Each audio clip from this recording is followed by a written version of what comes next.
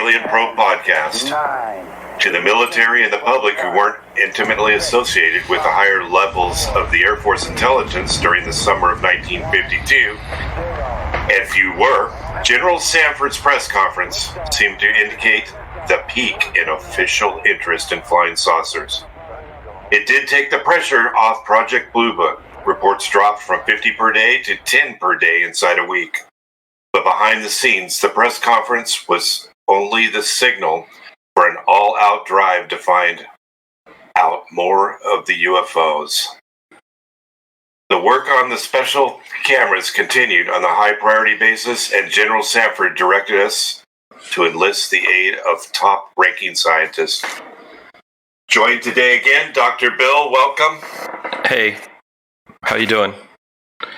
Good. So How are you? Good. Oh, yeah, we've had this conversation. Hey, you're ready to do the hoax or horror chapter, right? Yes, the hoax or horror. That's an interesting episode. That's an interesting case. So, would you like, before we get started, you want to talk about Roswell? Yeah, let's talk about the newsletter and the newsletter and other things. And I'll speak into my microphone. Yes, I think I need to do that also. Let's adjust this a little closer. So you read the IUR, International UFO Reporter, September-October 1989, Volume 14, number 5. I did. And I have to apologize. I didn't realize Hynek was dead and his wife went. Oh, yeah, I saw that. Yeah. I was what year did Hynek die? 1986. It shows it on the first page of the newsletter. Yeah, he got cancer, and his death. It was interesting because him and his wife moved to, I believe, Arizona. Could pull his book, and he got hooked up with some guy with money. And they wanted to start a new like UFO. Basically, he hooked up with a guy with money, and this guy wanted to do the same things that Blink 187 guy did, which was to make a to the stars type academy entertainment research type thing, and a lot of people were upset because I don't know. The guy figured because Hynek, the association with Steven Spielberg and the Close Encounters movie, this millionaire figured he could, make some money off of Hynek's celebrity and the whole UFO thing, and they could do movies or whatever. The only problem was the guy does one of these things where you throw a party and you have all your wealthy friends come over to try to get them to invest in your enterprise, and nobody wanted to invest.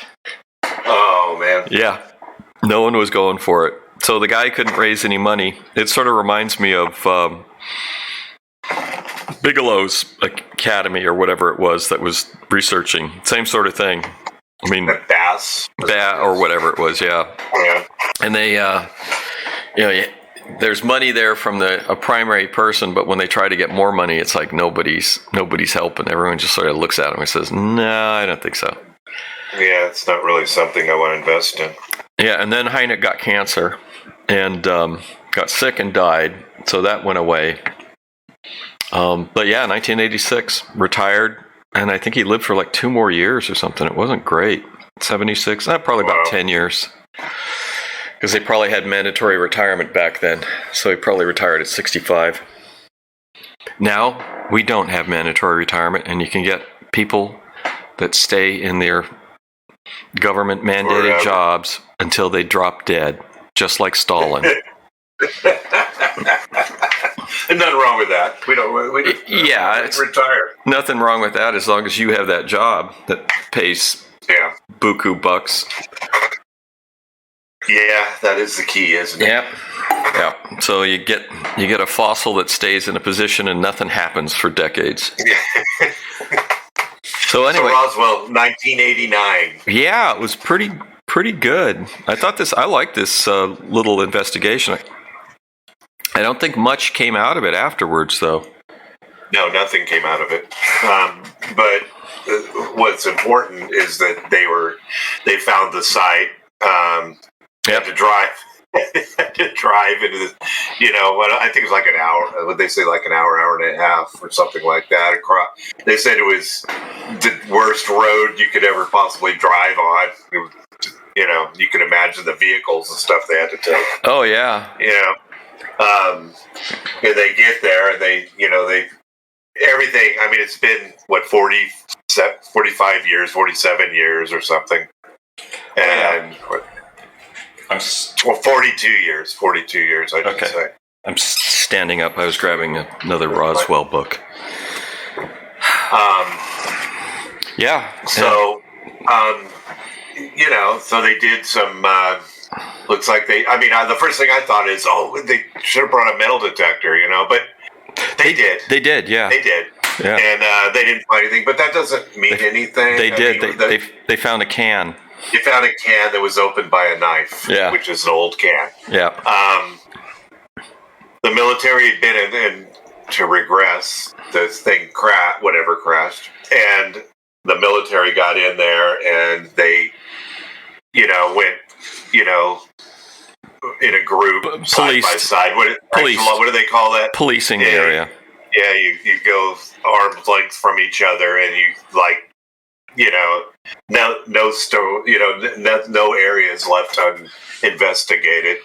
They pulled all the in 47 after the crash, where they pulled all of the material off the ground that they could find, as small as a tiny piece. It was kind of weird because it was almost like foil, or a heavy foil. That it was described, you could wad it up and it would come undone immediately. I don't know, maybe it was, the Air Force, of course, insists it was a weather balloon. We know the story. Yeah, and there's that official report, which I have the PDF. Yeah.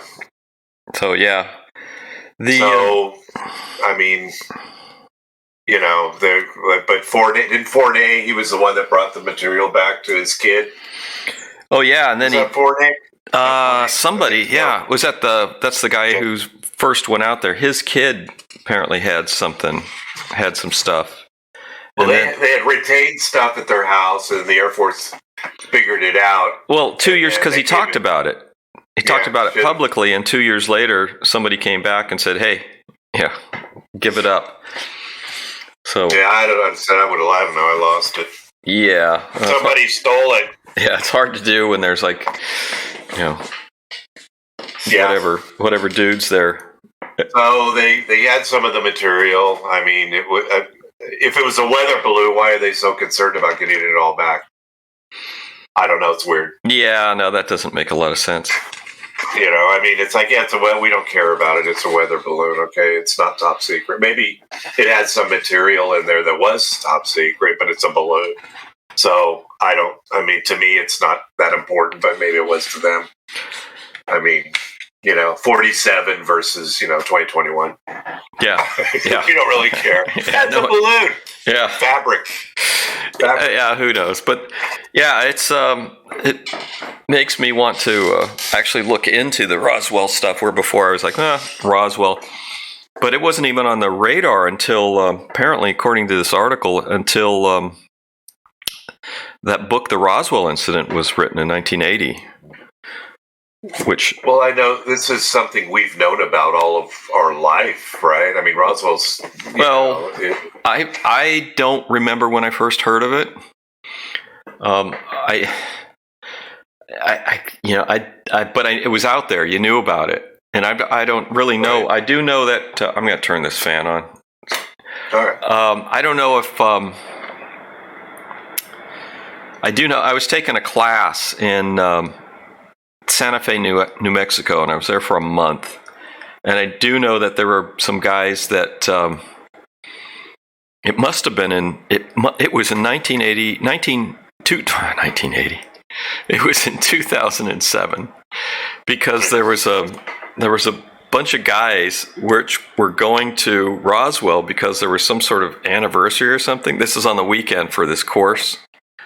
And they were like, "Yeah, we're driving to Roswell," which wasn't that far away from there. Right. So did they come back and report anything? No, I didn't really hear anything. I was just like, they were just like, oh, we went there and, whatever. And well, it's actually not in Roswell. It's 80 miles away from the town. Yeah, this was the 60th anniversary. But these are guys, this is like a serious, these are, serious scientists. All these people here, mathematicians and physicists and all this stuff. And it's like, I just got a kick out of these guys going, yeah, we're going to the 60th anniversary at Roswell on the weekend. And that was the Roswell sort of thing. And I actually regret that I didn't go with them. It's because I think I would have went, but I'm like, man, I'm just Roswelled out. Well, I didn't really even think about it much. I was just like, they were like, yeah, we're gonna go do this. And I'm just like, Roswell. So I knew about Roswell, but sort of vaguely. But I'm waiting for something new, Bill. Something new. Yeah, the UAP. It's something new, and as far as Roswell, I mean, is there anybody talking? People are talking, but do we have somebody that's helped load the ship? I guess it was partially intact, according to whatever reports, and they got it. Well, it wasn't completely destroyed. Well, CUFOS. So the first book, and I picked up a copy. You got a copy too of the Roswell incident.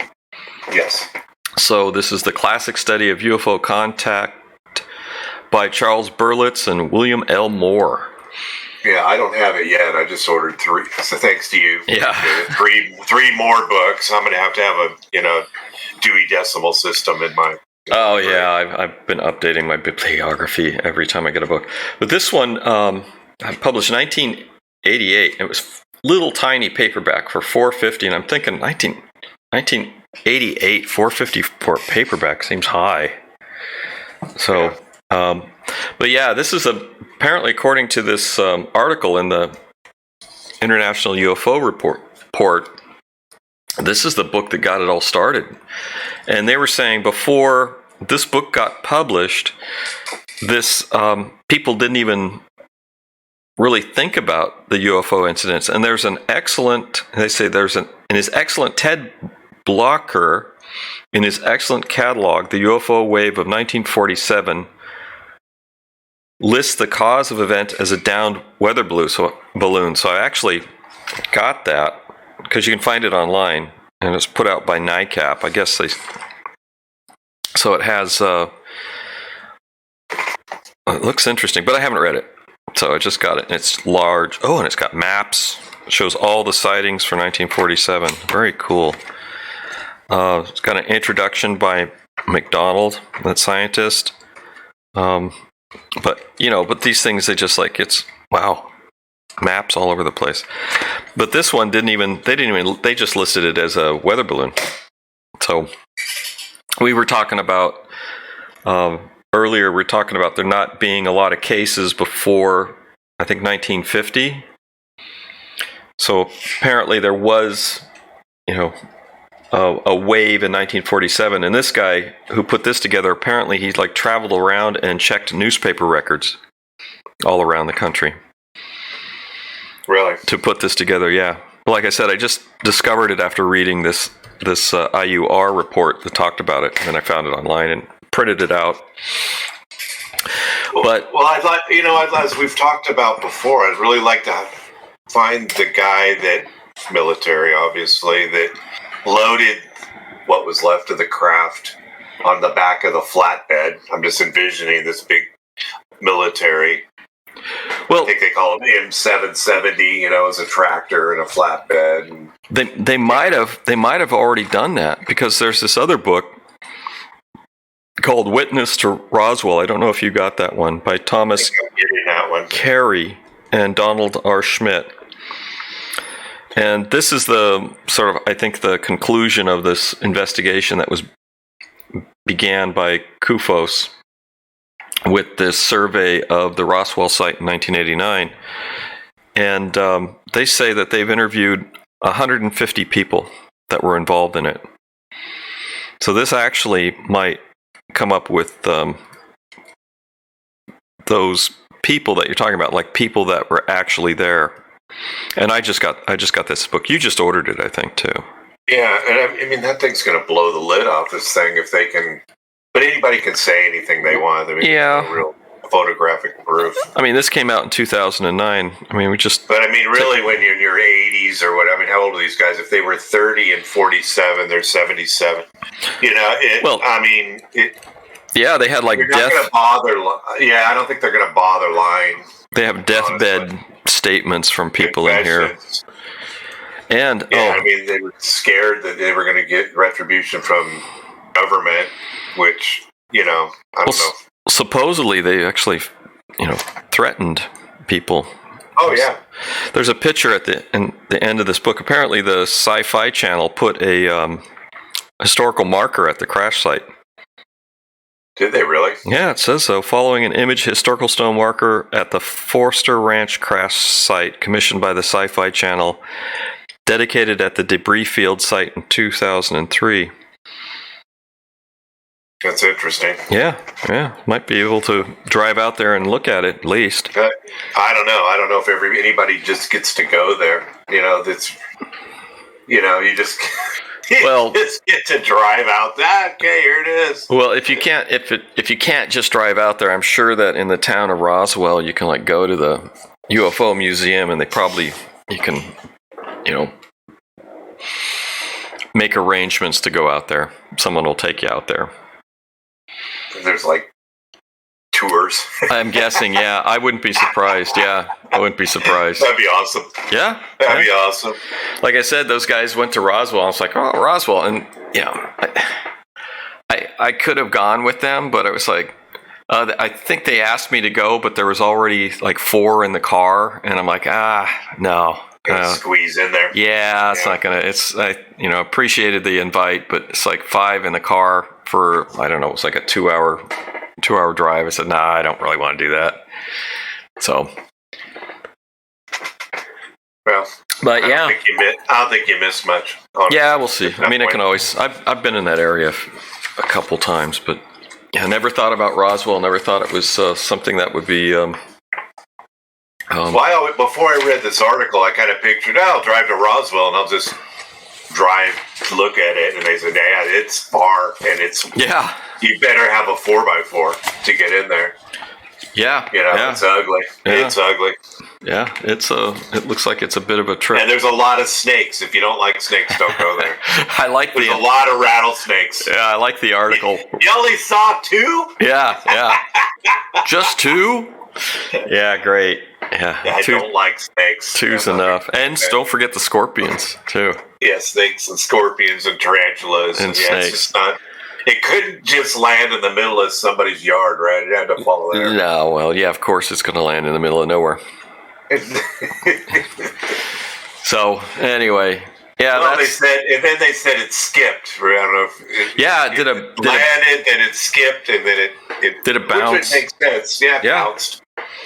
And before it, did whatever it did, and then but they dug around with their trowels and dug some holes, and they didn't really find it. Yucca, they're doing further, but then CUFOS dissolved.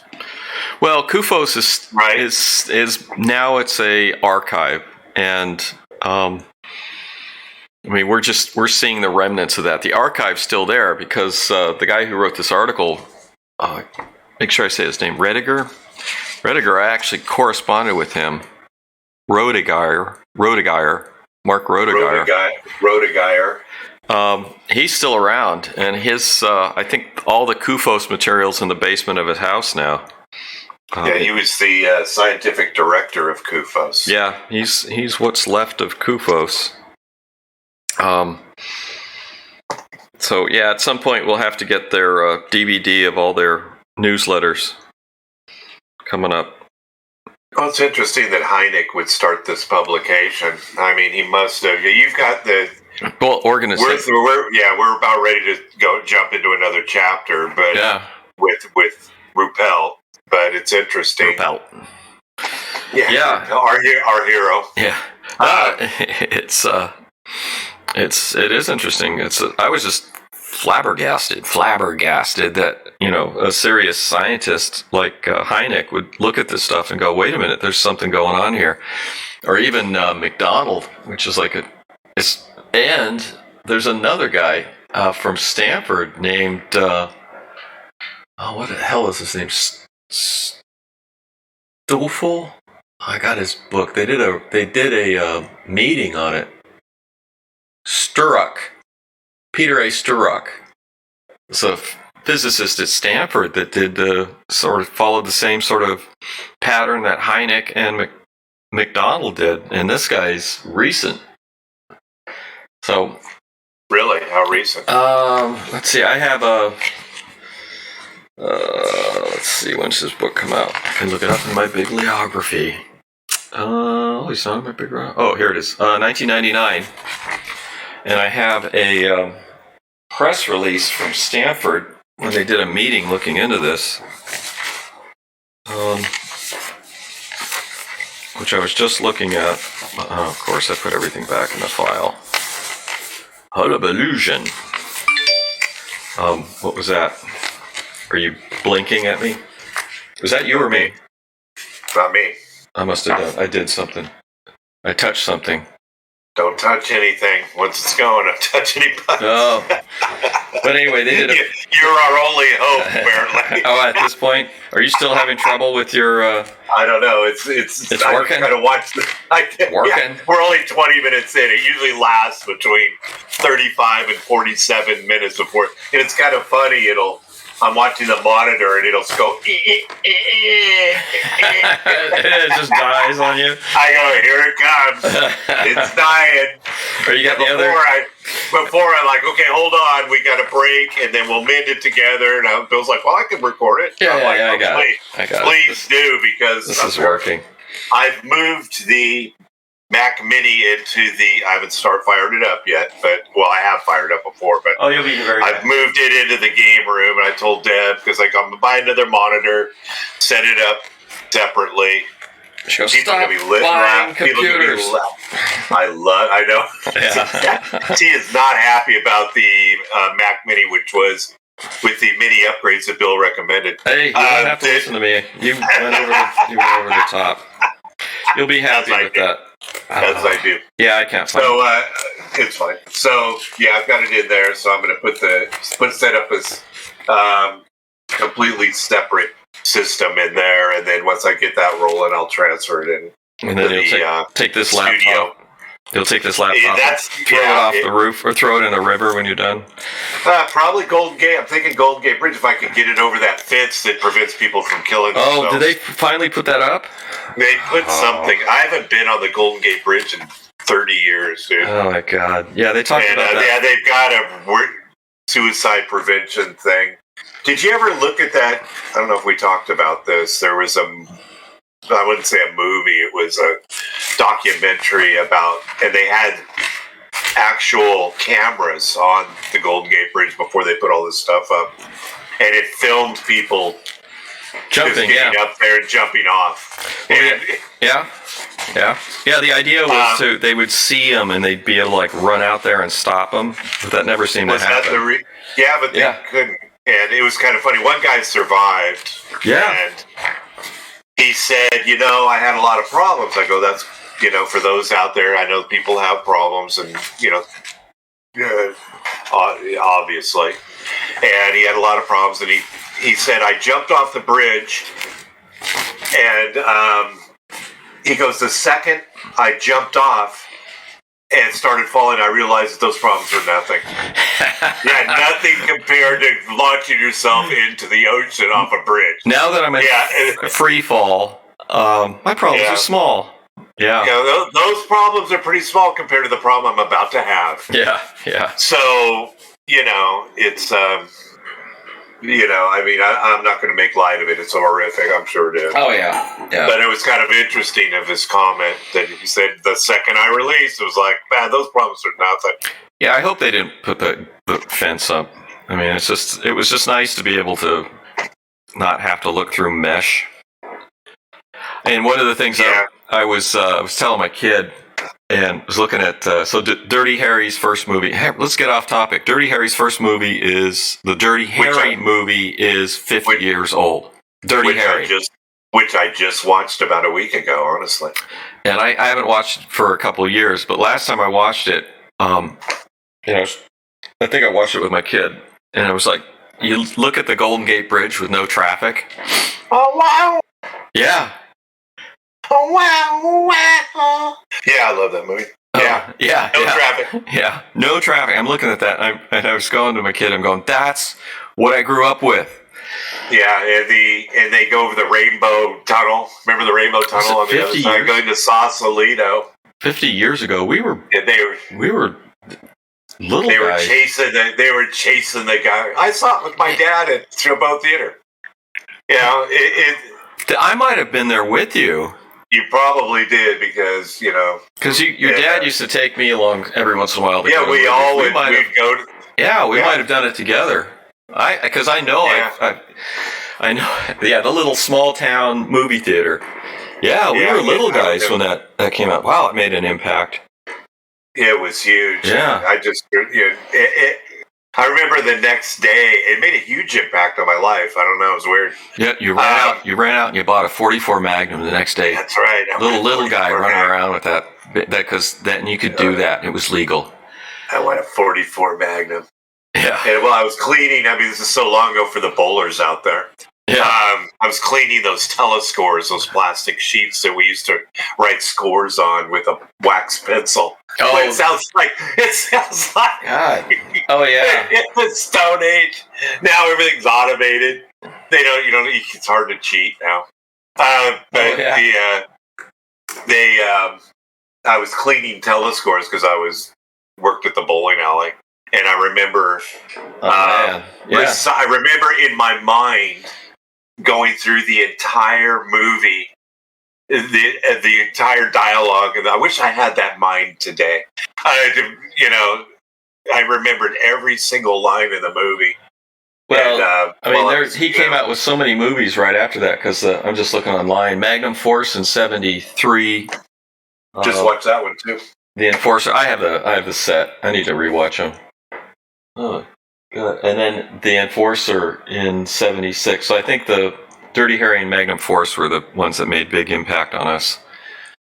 So yeah, those were a lot of big names. Yeah. They're not allowed to make movies like that anymore. They're illegal. No, we'll never see that again. And yeah, for those of you out there, Clint Eastwood, Dirty Harry, the original, watch it. It's well worth it. Yes. And is it Donald Glover? Was the actor at the very beginning the guy that he says, "How many rounds have I fired? 5 or 6?" I can't remember if I fired 5 or only 6. Yeah, that guy was. I just got to know. And he was he became a very famous actor after that too. He was in his 3rd or 4th movie, the one with which actor? The girl that he eventually had an affair with. This is not Clint Eastwood, the guy that he was the bank robber that says, "I gotta know." Okay, yeah. He was in the movie he was in another Dirty Harry movie too. Really? He was another cop. Yeah, he ended up. I won't tell anybody what happened, but he was. He went on to a big career. He was in a ton of stuff. Yeah, that would typically happen of the actors that Clint Eastwood would work with. Yeah, and his company always promoted the same people too, so he was very sort of loyal. Well, he liked to use the same people. Yeah, he's very loyal to his cast and crew. Yeah. So anyway, shall we jump into the? We're going to be about. Aren't we doing reviews of Clint? Are we doing movie of Clint Eastwood movies? We're going to start in 1971 with Dirty Harry. In India, they're going to be saying, we're still big in India. They're going to be saying what? Well, a lot of the I've seen a few of the Indian movies. A lot of the like cop action adventure movies have a very very sort of Dirty Harry vibe to them. Dirty Harry-esque. Yeah, they're very much like that. Yeah. That character is like that type of character is big in cop movies, and I've seen a few of them with Indian cinema that have characters like that. Oh, I found that news release. It was from Stanford. And 6/22/98 scientific panel concludes some UFO evidence worthy of study.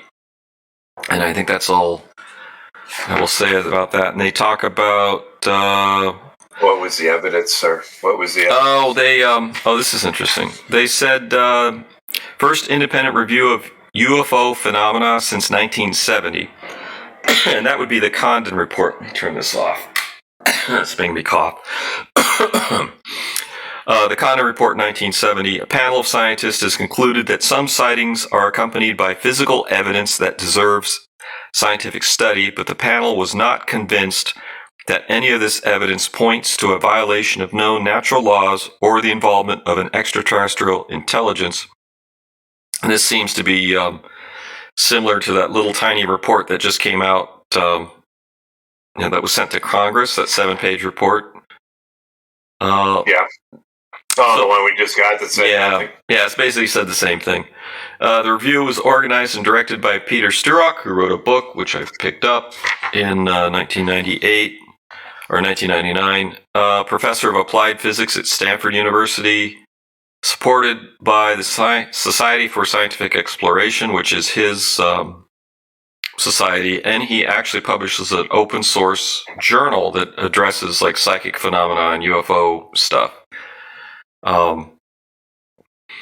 And you can actually join that society. I was actually looking into it. You have to have the right pedigree, and you have to have what pedigree do you need? What pedigree? You have to have a pedigree like my pedigree. You have to have a. You have to have a degree. Yeah. And you need to find two. You need to find two people to pledge for you.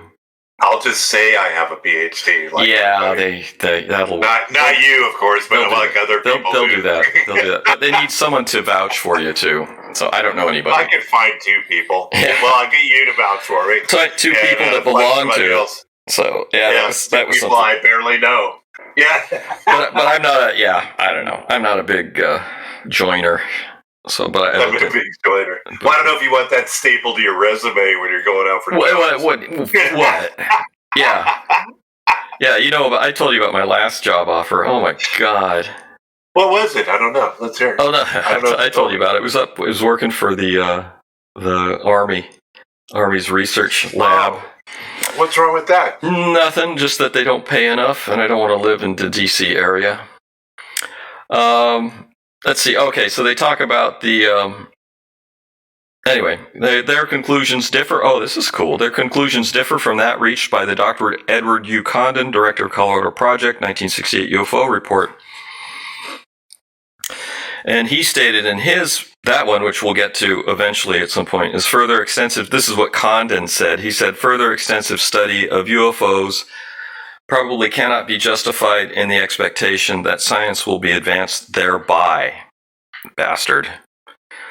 What's interesting, too, is this study was initiated by Lawrence S. Rockefeller and supported financially by the LSR, Lawrence S. Rockefeller Fund. So, when Lawrence Rockefeller, I can't remember, it was in one of the documentaries that I watched, Lawrence Rockefeller wrote a letter to Congress asking that they look into...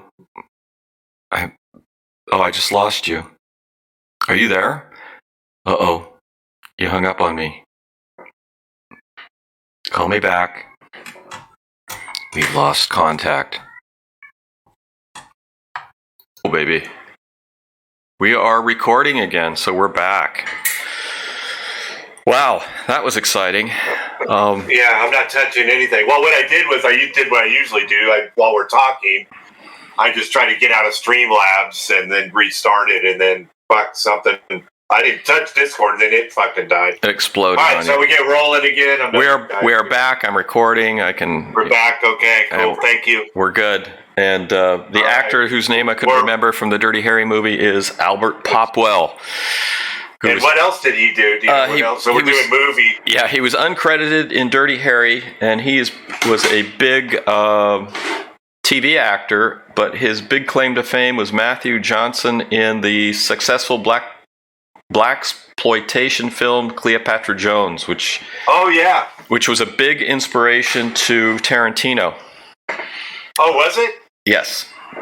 So Tarantino, he did some, Tarantino's like a super 70s movie buff or something. But yeah, those movies had a big impact on Tarantino's movie style. So stay tuned for our next movie review. Yeah. Next time. Hey, let me put my glasses on. Hang on. Okay. All right, so you had a complete computer failure, and now we're back up. We're back up. Now we're gonna talk. Are we into the book yet? Yeah. Well, let me just finish up my thought that I was going on, and it was the so Lawrence S. Rockefeller was a Rockefeller, and he actually wrote a letter to Congress that was specifically asking that they open an investigation into Roswell. Coming back to Roswell, which we were talking about originally. So, it's funny. You can, it's one of the things looking at this different UFO stuff. It's like, you remember, the thing with the conspiracy theory with the pictures and the strings running from everything.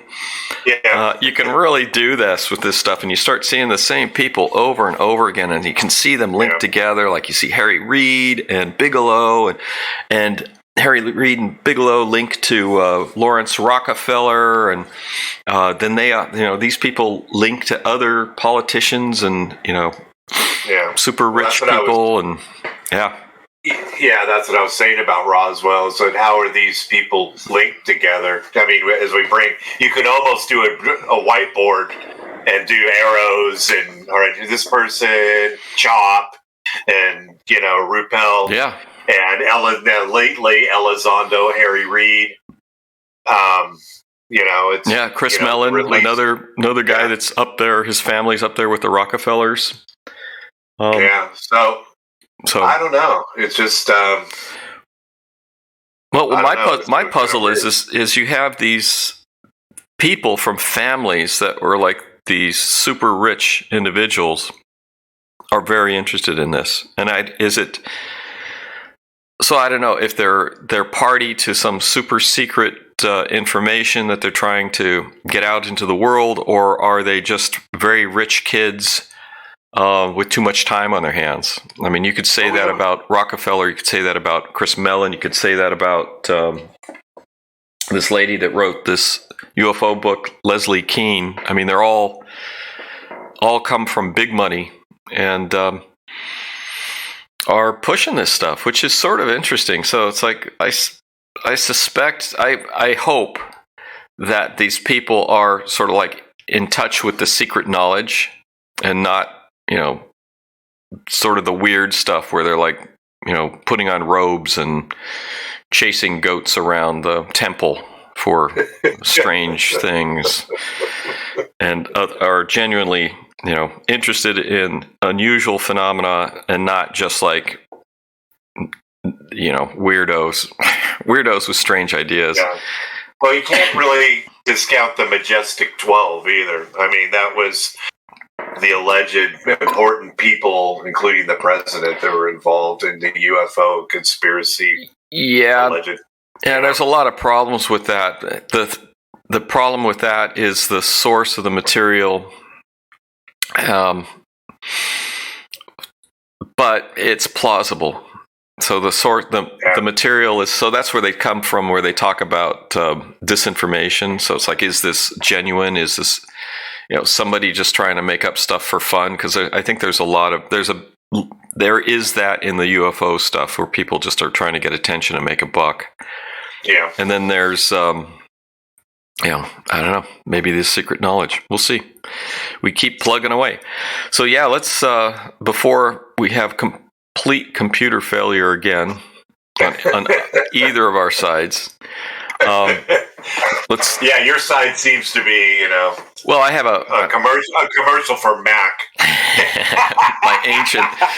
Mine is not a commercial for a laptop. No, my ancient Mac. After I spent my Toshiba satellite is failing. Well. And I did this big upgrade on this thing, which was a friggin' nightmare to do because it was a nightmare because I was impatient while I was doing it and almost destroyed it instead of just taking my time and using the patience and the proper tools. Proper tools is because there's this cable you have to plug in, and it's really delicate and it's really hard to access. And it was just a bear. All I needed to do was set up a way to see where the plug was, put a camera in there, which could have been easy to do, and then just use the camera so I could see what I was doing while I plugged the cable. Instead, I just tried to jam it in there. What do you mean, those micro cameras? I just picture you with this big, that giant magnifying glass that's on a stick. Yeah. It's on a stick. I got one. And you put other things. I got one. Yeah, you put things under that. But I got I could have. I have a webcam I could have rigged in there, and I have a one of those cameras that you can put in holes and stuff, a cable. What are they, or I could do a medical exam, which I was using. Why do you have a camera you can put in a hole? Is that a colonoscopy camera? It's basically that, but you can buy them. They're really cheap. I was using it on my kid's car because I was trying to figure out how to wire the new antenna because this antenna broke off. And somebody had done a weird job on it, so I was trying to figure out how to route the cables. So I got one of these things. You hook it up to your phone, and you can see things. I could have used that. So I jammed it in there, bent it, this delicate little thing, and then I can put this thing. Yeah, and then I got all pissed off and I've ruined it, I've destroyed it. And then I looked at the then I take out the magnifying glass. And look at the end of the cable, which I'd screwed up, and straightened it carefully because it's gold contacts, little tiny gold contacts. Yeah. And then I was able to put it in, and it works. It works. I expect it to fail at some point, but it works. So, but that was a nightmare. But that was just my impatience. That had nothing to do with it. But did you have another computer you use? I mean, or is it I have a laptop. You're basic because you needed to have that backup. Well, this was just sitting in my kid's closet. This was just a. Well, there was no hurry. Yeah, there was no. This computer wasn't used for anything, and it's obsolete. So I just upgraded it, and it's only used for this, so it works well. That's awesome. Yeah. Well, when you got I could have bought a newer one for the same amount of money I used to upgrade this old one. So yeah, it was like one of Johnny's friends. He bought a 252 stroke, and then he spent like he bought a older used one, and he spent like $3,000 to get it all squared away and get it upgraded and all that. I go, dude, you could have just bought another bike. Yeah. Why did that was already ready? Well, it's the fun of doing it, right, Bill? The fun of jamming that, Yeah. Well, it worked out. I mean, I didn't destroy it. The upgrade works great. I mean, the computer. I mean, I can upgrade the operating system even more if I wanted to, but I'm just leaving it as it is. And I got a second monitor, which, my kid was using, and he let me have it. But then he went out. This monitor, the second monitor, that was $1,500 new. Wow! And How my old kid, is it? I don't know. It's 10 years old or more. God, you can get it for like $159 now for a bit. No, you can get it for $25 now. Because my kid's like, oh yeah, I'm not going to use it anymore. He was using a different monitor, and he says, yeah, you go ahead and take that. So I have that as a second monitor, and the screen's okay. It's not fantastic, but it's not as good as the thing. So he's like, oh yeah, I really missed that monitor. So he went online. He found someone selling one locally. Picked it up for $25. Yeah, these things sold for $1,500 new. It's a good monitor, but I mean, how big is it? It's 20 something inches, 22 inches, I think it is. Not bad. Pretty good size. So yeah. Anyway, enough of that. We've done movie reviews. We're doing computer reviews. We've got exploding computers. Oh God. Yeah, and you got to make it because you got to get got to rest up for your, Yeah, journey.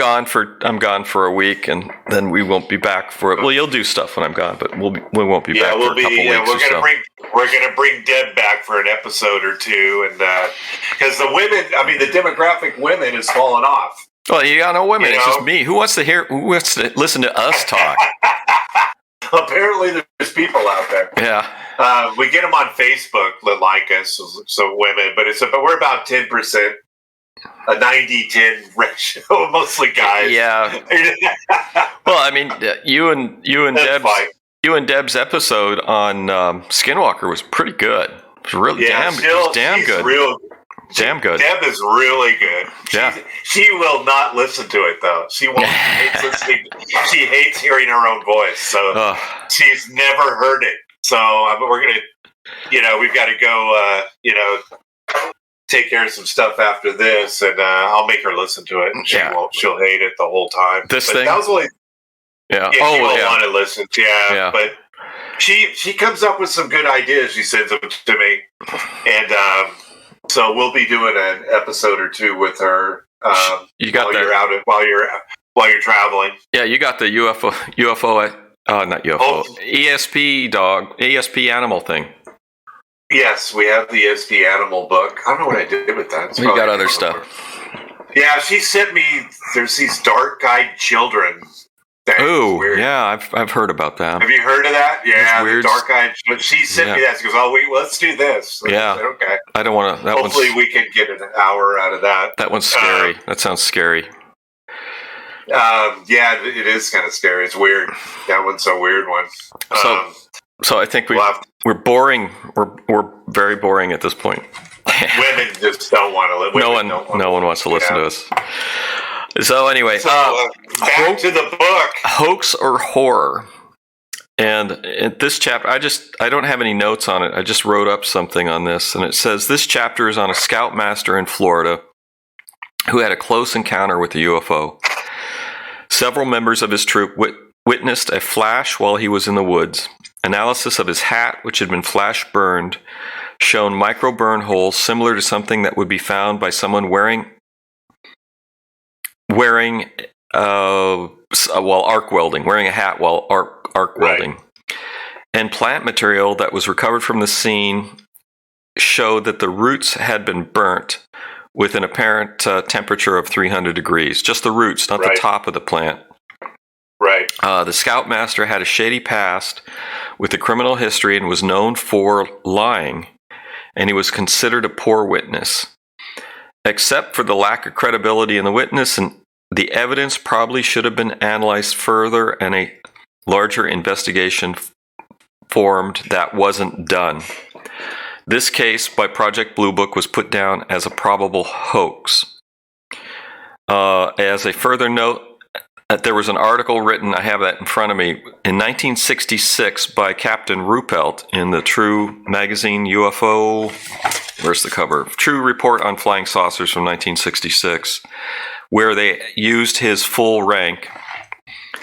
He wrote an article, and Ruppelt had died 6 years earlier. And I said that his rank included in the article. This may be a sign that this article had been read and approved by the Pentagon. In this article, this encounter is painted as a full-blown hoax. And what do you think? You read this chapter, so do you want to? Yeah, you should add to it. I mean, this is well, the kids how it starts is he's taking the kids home from a meeting or whatever. They're Cub Scouts, or I think, and they run across this light. So they drive down. He's following. I got to follow this light. He thought in his story, he says that he thought it was an aircraft that went down, and then being a scoutmaster and a good man, he needed to go check to make sure that nobody needed his help. Mm-hmm. So he stops the car, tell the kids, hey, there's a show on the radio. It's going to be about a 15-minute show. If I'm not back by the time this show comes on, then you go down to the farmhouse, down to, get help. Joby's farmhouse by the mailbox that's, down the road there, and tell him you need help. So they're watching him. He's got a flashlight in his pocket, and he's got another flashlight. He's bounding through the booty crashing through the brush there. There's, it's Florida, ponds and things, but he in his story, he manages to get through the brush, and he smells this weird smell, which I think they talked about it being the smell of ozone, maybe. Like when electrical, as we mess with stuff up, starts to burn. Yeah. And then he felt warmth, like back in the day, you may remember this, and I do, like when it's hot and you walk by a brick, it radiates. Building. Yeah, it radiates. It radiates the heat, yeah. Yeah, even after the sun's down, you walk by and it radiates heat off of it, even after it's cooler outside. He felt that, and then he shines his light up and he sees the saucer. And then he sees the saucer, a door opens. He said the description the description was like a well-oiled door opening up. This fireball comes out and actually envelops him, and he passes out, basically.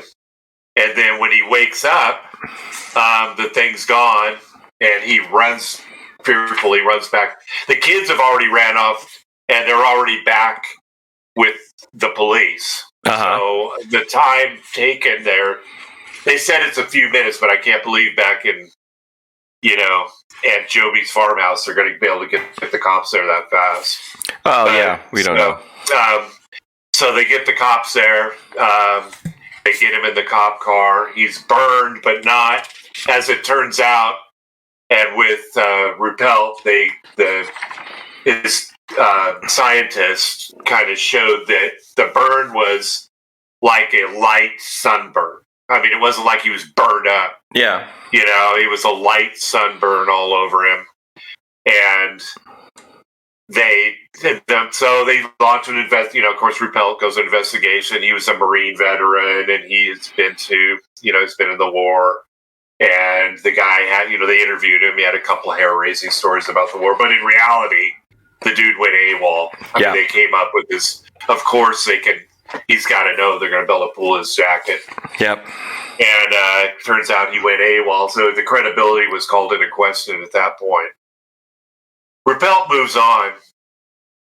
And they haven't really, they did some studies. That's where they found out that, like you said, the plant roots were burned, like you said, 300 degrees. How does that happen?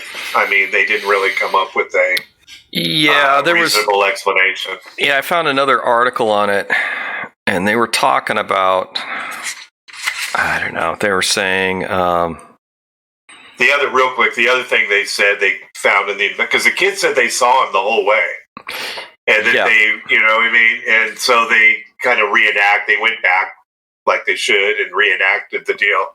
And they said even if you stand on top of that car, you wouldn't be able to see him because of the brush and things. But they saw the fly. They said they saw him fall. The kids said they actually saw him fall down, and they saw the fireball and all that. So there was an American, in 1954, a Pan American Airways pilot, William Nash, went back to the site and said that, tried to reproduce this, and said that you could be seen from the road. Really? So so you have two different statements going on here. So how do the roots get charred? Saucers. They never really explained the roots. They never explained the holes in his hat. I mean, holes in his hat. He said it was new, and that happened in the incident. But I mean, the FBI said that the hat looked like it had been burned while it was off somebody's head, not flat on their head. But the response was the counter argument was that he had thrown his arms up to protect himself and might have pushed the hat up on his head when it happened. And the burns on his arms were described as sort of a light burning, such as you could do with a cigarette lighter. Yeah, that's what the scientist at the site did. He actually did it on his own arm to show Ruppelt. Yeah. So this, hey. Well, I mean, there's other things. It says they did like Ruppelt.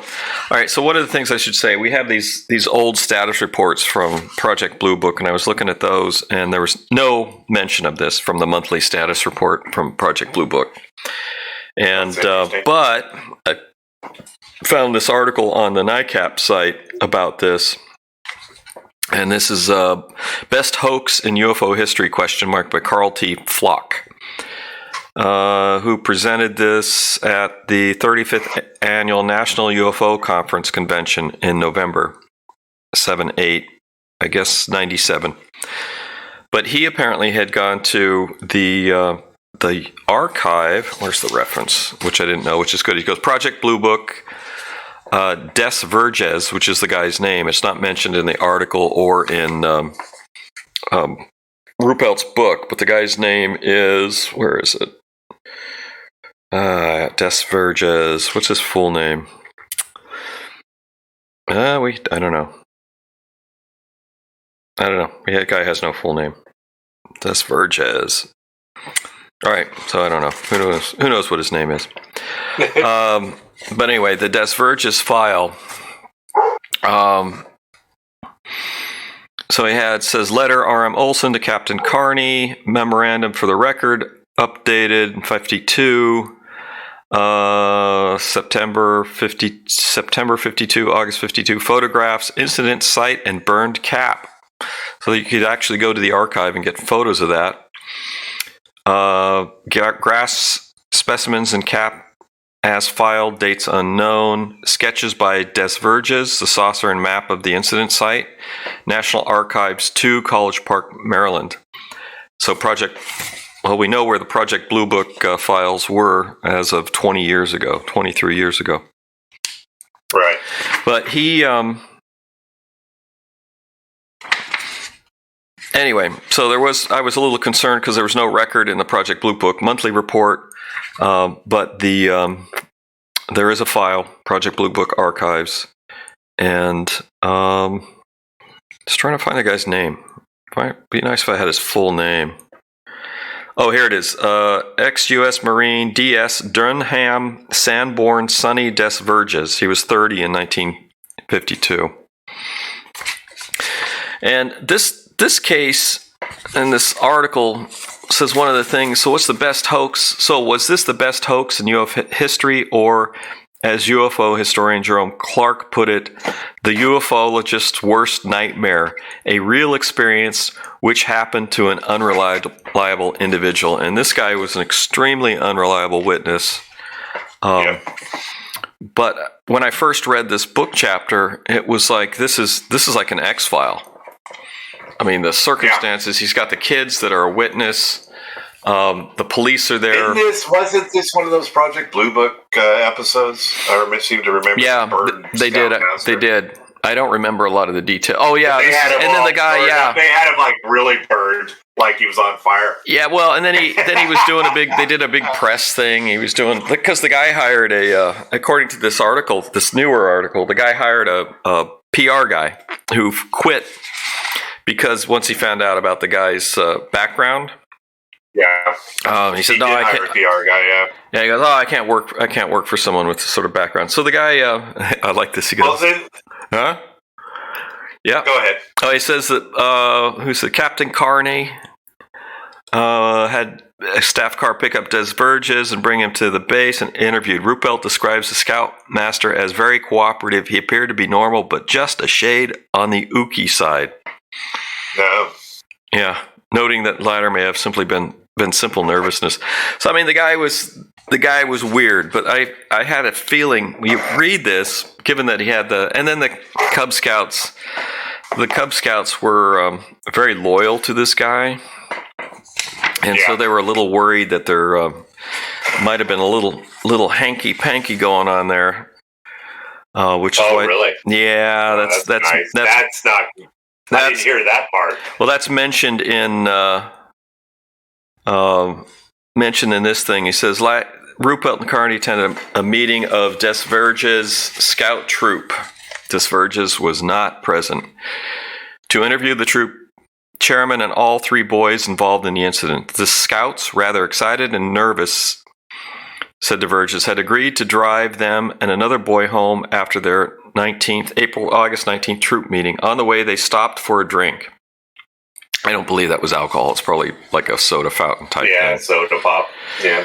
Then Divergis drove towards a drive-in theater, but something happened, so instead they went to a stock car speedway to see how much water was on the track from the recent rain. Right, that's where they were headed. Pressed about the reason for the change in plans, the boys were very vague and seemed to be attempting to cover up. So then they think something might have been hinky going on there. Oh, great. Well, I mean, that's speculation. You don't know. Divergis, well, they were very loyal to the guy. Divergis dropped the fourth boy at home, headed south. Oldest boy, Bobby Ruffing, 12, who seemed to be the leader of the group. Anything he said was law, was not too cooperative with Ruppelt and Carney. When pressed for an answer, he would clam up. He kept stating, well, that's what Sonny said, so it must be the truth. However, he did say that soon after the first stop, when Decevers made a comment about flying saucers, he saw a semicircle of white light about 3 inches in diameter descending at an angle of 45 degrees into the tree. Soon after Decevers entered the woods, Ruffing said he saw a series of red lights in the clearing, and he watched Sonny stiffen up and fall. And that's where the conflict comes in, where they say, well, they couldn't see or they could see. So when Ruppelt and people looked into this, they said, well, we can't see into the woods. But that guy came back the same year or a couple of years later, and he says you could see what was going on. So I don't know. So what do you think of this one? I think it's a question mark. I have a feeling. I agree with this. I didn't see this article until this morning, but I agree with this guy. I think this is the nightmare scenario where you might have a plausible UFO thing happen, but the witness is just beyond flaky. So that's where that's what Ruppelt was thinking. Well, great, we finally got something to go on here, and then it's just going to get debunked because the guy has a bad past. Yeah. I mean, and that's a big difficulty with this stuff. And I'd like to believe this one, but again, it's a good great story. It's a good report. Good report. Good experience. So I'm glad that as we move through the book that things are getting a little more juicy. I'm hoping that it continues to move forward like that. Wait till we get to the debunking chapters at the end. Oh, the three missing chapters. Yeah, the 3. Hope I can find them. Yeah, you sent me those 6 months ago. I'll send them to you again if you need it. Well, let me find them. But this true report on flying saucers from 1966 that has a lengthy article by Ruppelt, who had been dead for 7 years. Yeah. So there's a lot of debunking in this article that we don't see. So I can only assume from what I'm seeing about comparing this article with this other article on the best hoax in UFO history, which may not have been a hoax, is somebody put it together from the Bluebook case files, this article, and then put his name on it. But I don't know who wrote this, because this is where it gets weird. Ruppelt's dead. Yeah. And there's a lengthy article published about this stuff and other things. So we'll probably go back in a little more depth once we finish the book to think about it. Yeah, absolutely. So we've probably survived another episode with computer failure. Yep, thanks to you as backup. Divergence. I'd say backup, but you're the primary now. Yeah. So divergence into movie reviews. How great it was in the Bay Area growing up with no traffic. Dirty Harry. We gotta talk about Dirty Harry, the movie review for Dirty Harry. Dirty Harry, watching movies in a small town. God, that was our small little town with our little movie theater. So, speaking of movies, have you seen the one with Hugh Jackman where he's got that machine that... Just come out? It's got a machine. Yeah, we just watched it last weekend. Was it good? Yeah, it wasn't too bad. It was different. I'll check it out. I saw it. It takes place in the future where everything's flooded. I mean, not, there's the water has come up because, of course, of global warming. Yeah, I'm tired. I'm tired of that. I'm tired of the apocalypse. We've been living the in water world. Yeah, we've been living in the apocalypse since 1980. They've been telling us the apocalypse is around the corner. And well, it's the pandemic that my state's on fire. Yeah, well, you're living in the apocalypse. I am in the apocalypse. Yeah. All right, ready to wrap it up? Wrap it up. Anything else goes wrong? Thanks for listening to the latest episode of the Alien Probe Podcast. We welcome comments, questions, or requests to alienprobepodcast@gmail.com. Visit us on Facebook at alienprobe.net, Twitter at alienprobepod.